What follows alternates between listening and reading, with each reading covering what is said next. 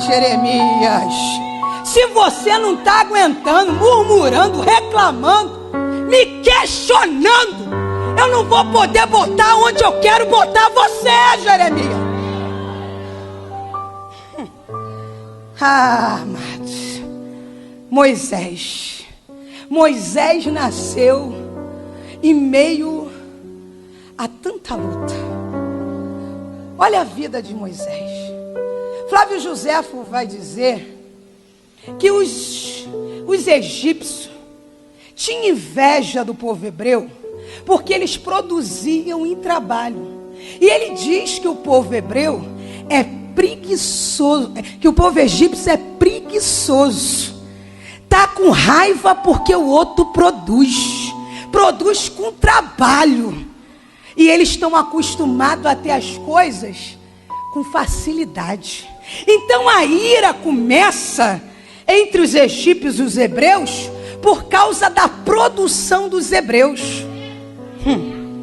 Aí aparece, Flávio Joséfo diz, um dos profetas, conhecido como escriba dos santos, e ele diz assim: vai nascer um menino entre os hebreus, e esse menino vai ser grande, e esse menino vai humilhar o Egito. Esse menino vai humilhar o Egito, e a sua reputação será imortal.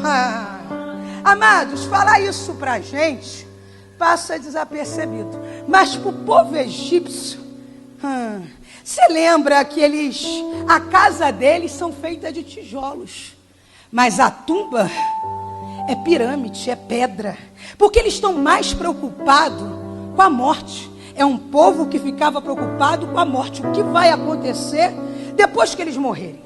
E muitas das vezes eles faziam aquelas tumbas e botavam a sua história desenhada em volta, para que o nome dele fosse aclamado. Porque os egípcios tinham um costume, eles achavam que após a morte, se não fosse falado o nome dele aqui na terra, ele não ganharia alimento lá na outra terra. Então eles achavam que se alguém não comentasse o nome de um que foi embora, eles não tinham alimento e iam morrer lá.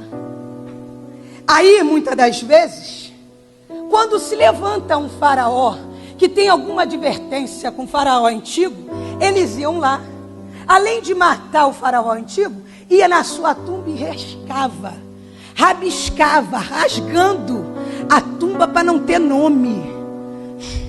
Tem gente querendo rasgar o nosso nome, tem gente querendo rabiscar o nosso nome. Mas a Bíblia vai dizer que nesse período se levanta um faraó que não conhecia Ju, porque alguns historiadores e arqueólogos vai dizer que aquele tempo aonde existia José, o faraó que se levantou foi muito detestável. Então eles foram lá e rabiscaram a história daquele faraó e o tempo. Então não é para se comentar nem o tempo, e aí vai se comentar a história de José.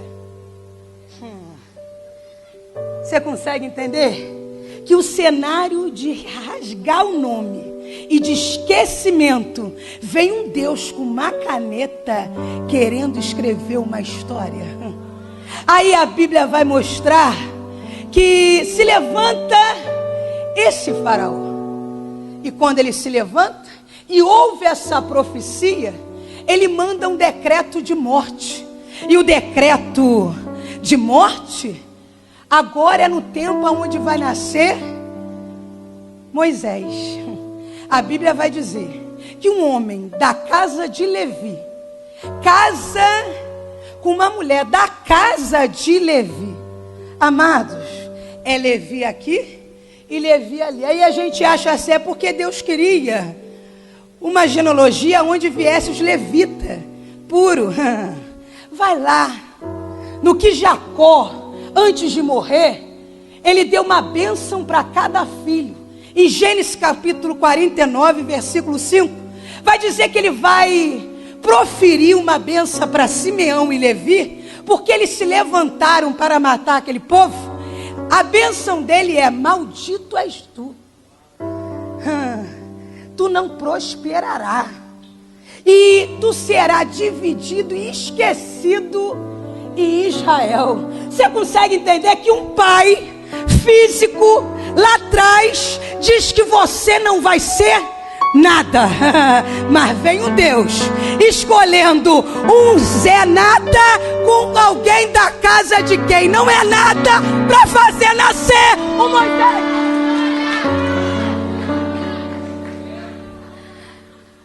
Deus faz.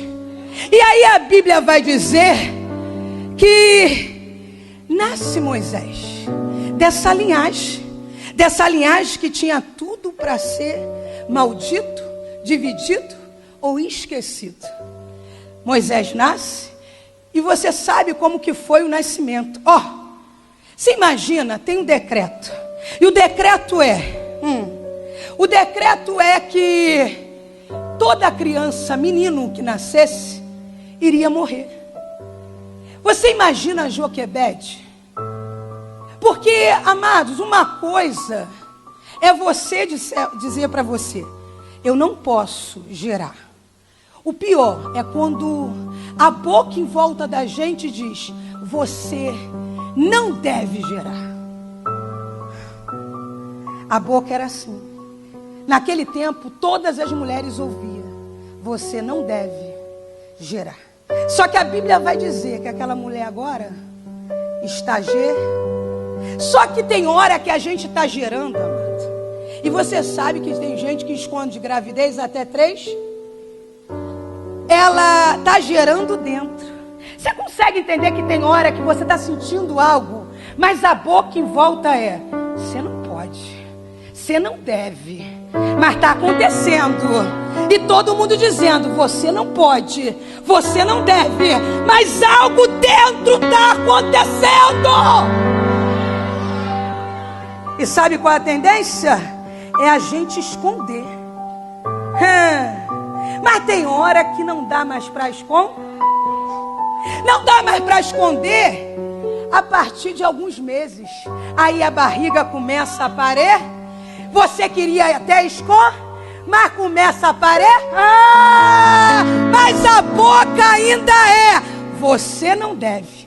Só que enquanto está dentro, a gente ainda está se sentindo mas a Bíblia vai dizer. A Bíblia vai dizer que a criança vai nascer. Você consegue entender que ela escondeu dentro? Porque agora nasce a criança e 3 meses Joquebede consegue esconder como? Pensa nisso. Ela não saía para trabalhar.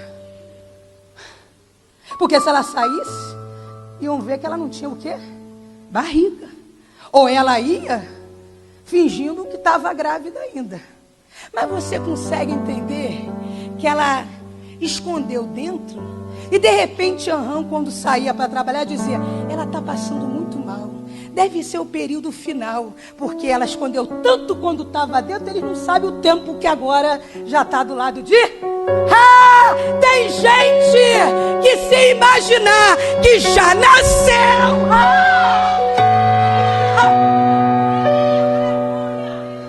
Mas a gente com medo do decreto, porque o decreto, amado, não era só a morte da criança. Se a família fosse pega, morria a criança e toda a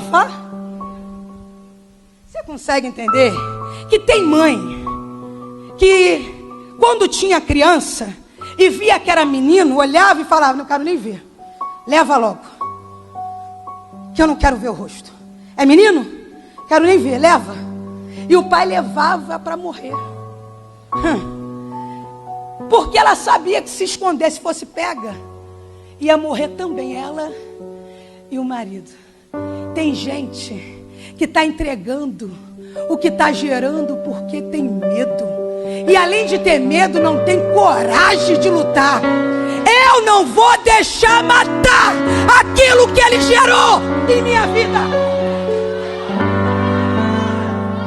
Ela começa a guardar. Ela sabe que ela tem risco. Ela sabe que ela está botando a família em risco. E tem hora que a gente tem que guerrear contra todo mundo.